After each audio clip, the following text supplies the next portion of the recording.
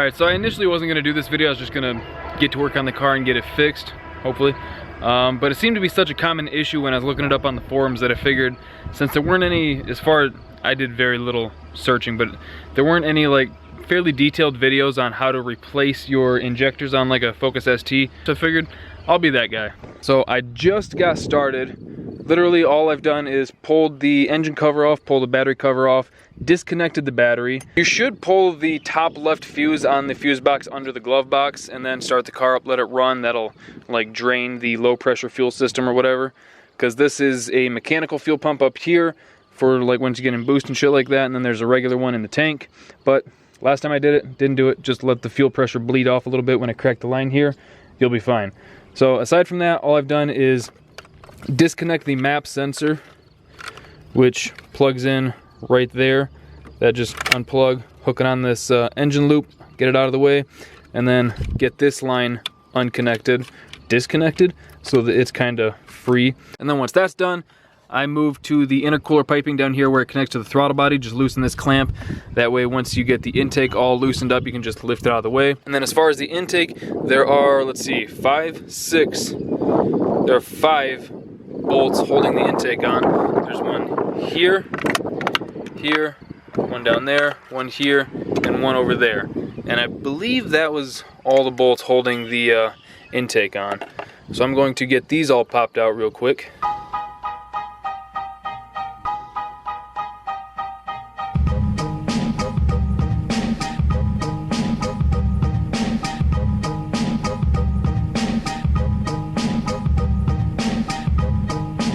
Alright, now that all 5 of the intake bolts are off, that thing's out of the way. This literally just kind of pops out here. There we go. Alright, we're free. So now there are 3 plugs and one like vacuum hose. So there's, let's see, there's this plug right here. There's the throttle body plug, which is right there. Hopefully you can see that. And then there's another one of those plugs right here. And then this like vacuum port, which might be a little bit of a dick to do by hand.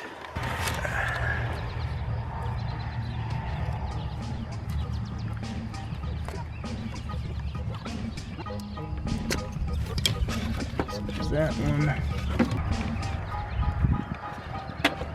Alright, there we go.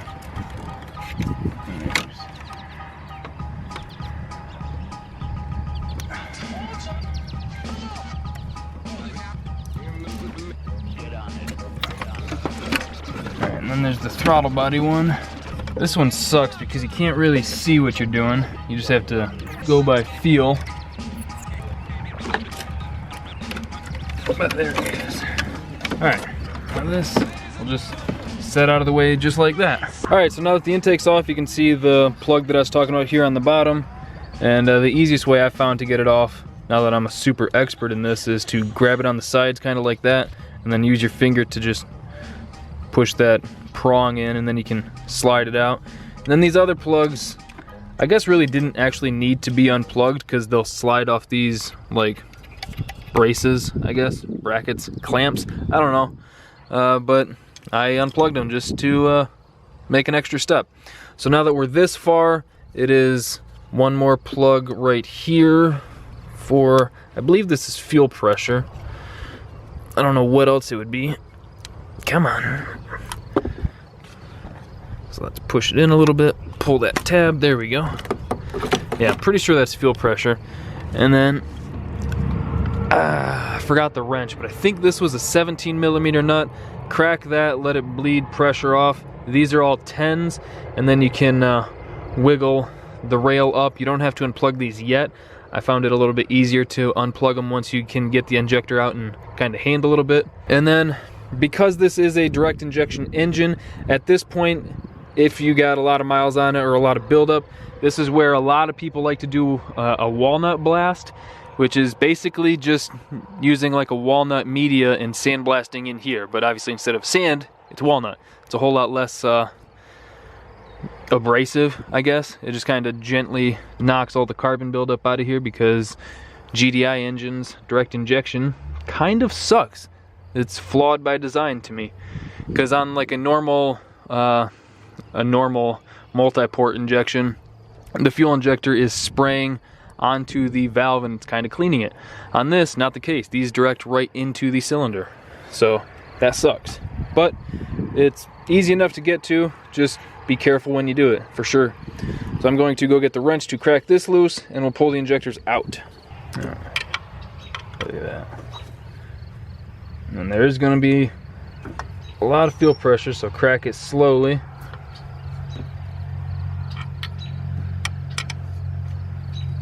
There, it already bled off a pretty good chunk of it.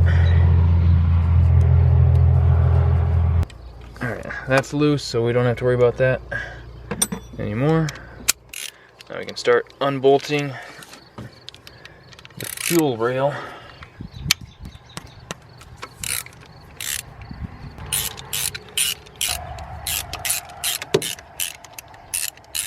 I can only imagine how much a real shop would charge to do this.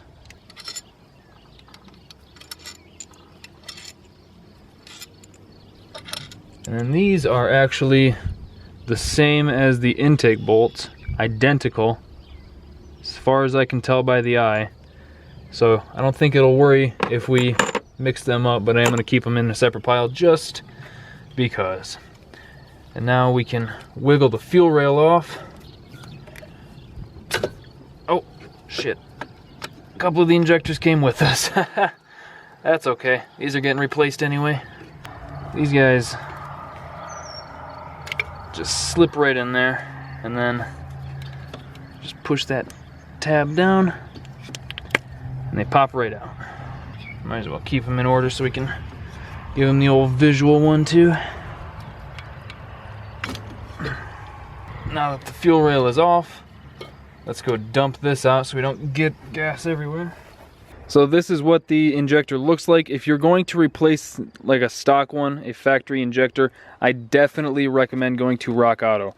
AutoZone wanted, the cheapest one was I think 110 bucks for one. At Rock Auto, I got all four for 330 bucks. And actually at AutoZone, this exact same part number Bosch injector was 250 for one at AutoZone, and on Rock Auto, those are the ones that I got for 330. I think it was actually 333 exactly after shipping and everything. So I definitely recommend going to Rock Auto for that. Of course, that's if you're doing a factory injector, because this isn't our race car. This is our factory family hauler. Car seat in the back, tote the little nugget around. So we're just trying to do some regular maintenance. So just got some factory replacement ones. The only thing we're gonna need off this, because that comes with all new O-rings, is just this little piece here, that little sprung deal. And then this, you can just toss in the yard for the dog or kid to play with later. This is the only part we're gonna need. So from there, it's literally just do it all reverse and backwards. Oh, and the injector harness, you can't mix these up. They can only go in that one little designated area. There's no room for them to play anywhere unless you like unclipped it there, and even then I think it would still be fairly obvious.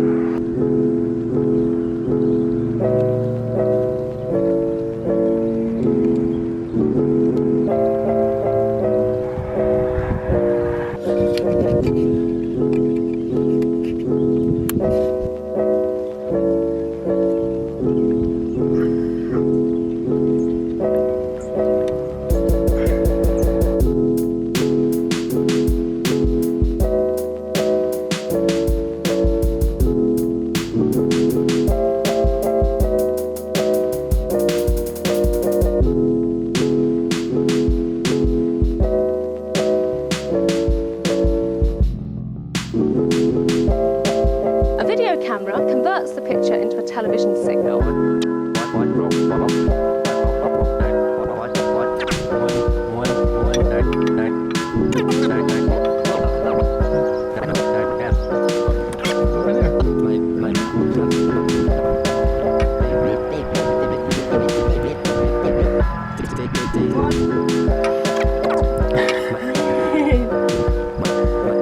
Did you get it?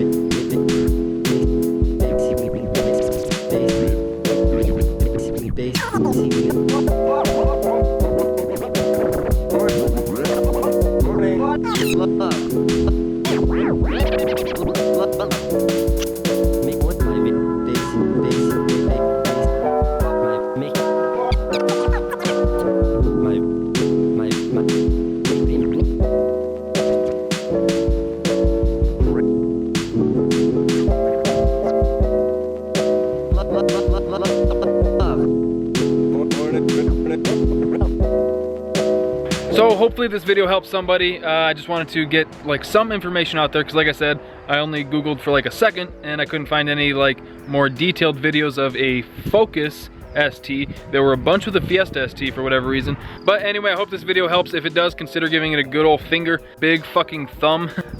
Thank you guys for liking, commenting, and subscribing. We'll see you next time.